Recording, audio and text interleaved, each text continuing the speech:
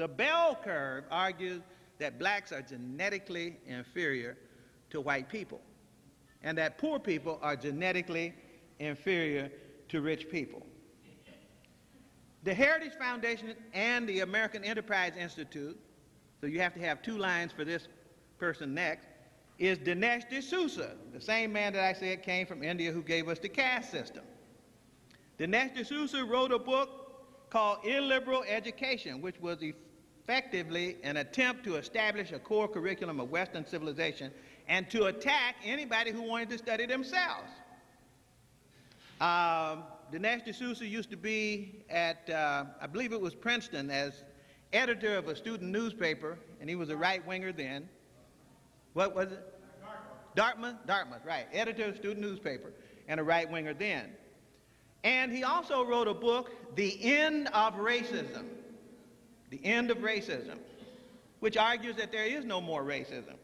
Now, Dinesh D'Souza has ties to the Heritage Foundation, also to the American Enterprise Institute, and when that last book was published, it was so stinky and ugly that two black conservatives who were at the American Enterprise Institute gave up their membership in the Institute. That's Robert Woodson and Glenn Lowry.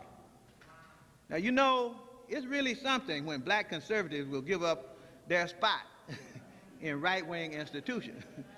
But this was so ugly that they quit over that book. And that's Dinesh D'Souza. And we'll come back to the American Enterprise Institute in just a second.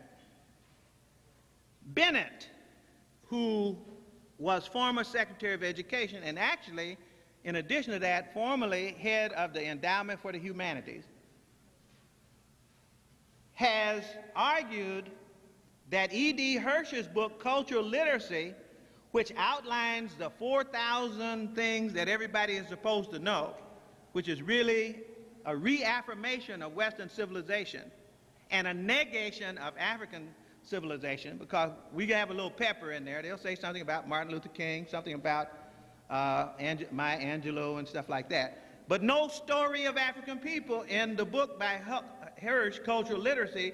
But Bennett, who worked for the Heritage Foundation and who was then Secretary of Education, said they should use that book's content in order to determine who would have admission to college. Get rid of the SAT and have them study Western civilization, in other words.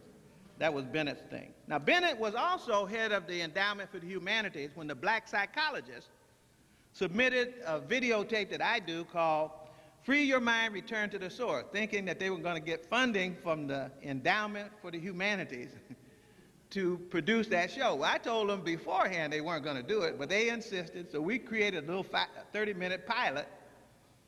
And of course, we were immediately rejected because they said they didn't do that kind of funding.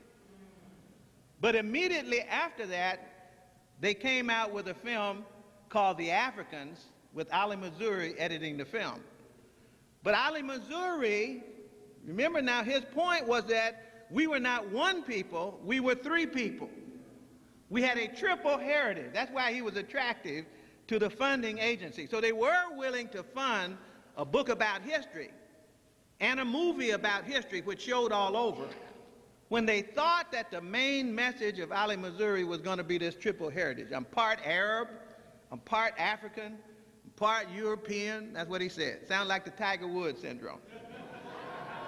So when Ali Mazrui also was determined to be anti-colonial, so if you follow his series, he didn't get in trouble until they got to the part where he got to the anti-colonial in earnest, and that's when they took his series off of television. Now, Bennett, this Heritage Foundation person, was the one who was at the endowment when these two attempts to say something about African people were launched. Also, at the American Enterprise Institute, a person named Linda Chavez worked there. I don't know if you know anything about, you remember her? She was on the Civil Rights Commission, and she's anti-civil rights. But she also wrote a book called Alternatives to Afrocentrism. Now, how does a person who has never written anything about African history suddenly become an authority sufficient to edit a book on the alternatives to Afrocentrism? What are they talking about? They're talking about alternative to the destruction of black civilization, alternative to civilization or barbarism, alternative to Ivan Van Sertima's They Came Before Columbus, alternative to the information. Now, the information, by the way, is strategically never touched. What is done with the information that we produce is that we're characterized. There's a difference between reading and engaging and disputing and documenting and challenging documentation and characterizing a work. So this work is just no good. In fact, they had one young man named Frank Yerko who reviewed the Portland baseline essays in Oregon that we wrote, and Dr. Clark wrote one of those essays, and this fool, who never finished his degree at the University of Chicago, said that Dr. Clark's essay was worthless as history. This is a man who has no skills, no background in African history, but categorically characterized the work of Dr. Clark. Because you cannot argue the work of Dr. Clark. You got to read as much as he reads. And if he had 20 lifetimes, Yerko could not read as much as Dr. Clark read.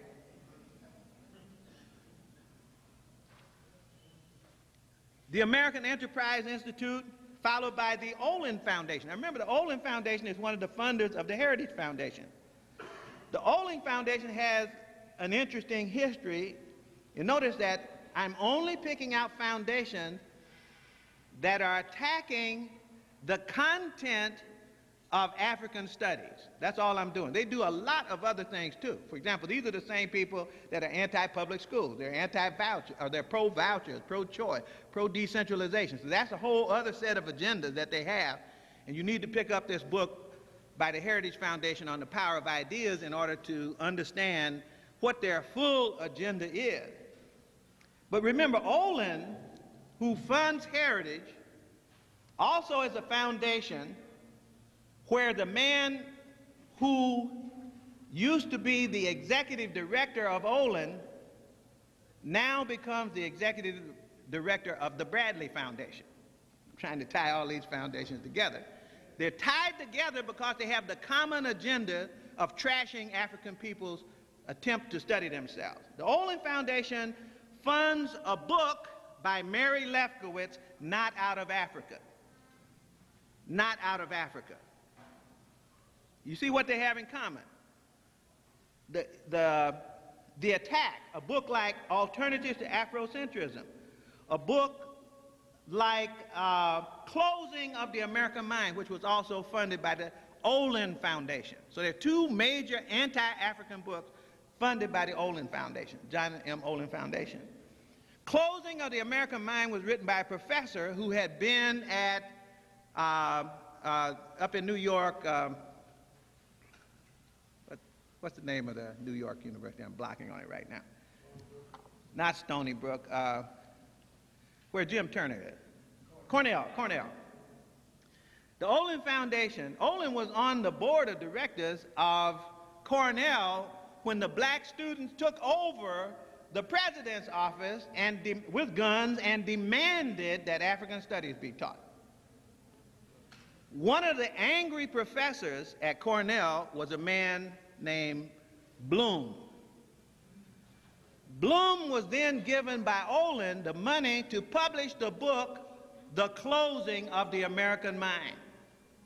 You ought to get the book, The Closing of the American Mind, and see what it says about African studies.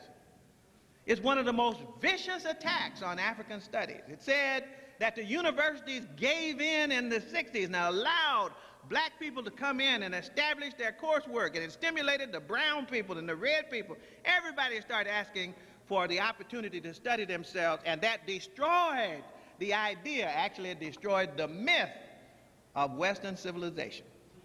That's what it destroyed.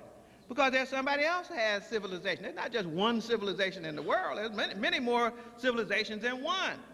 And most people weren't even trying to attack Western civilization. They were trying to attack Western civilization's attack on African civilization.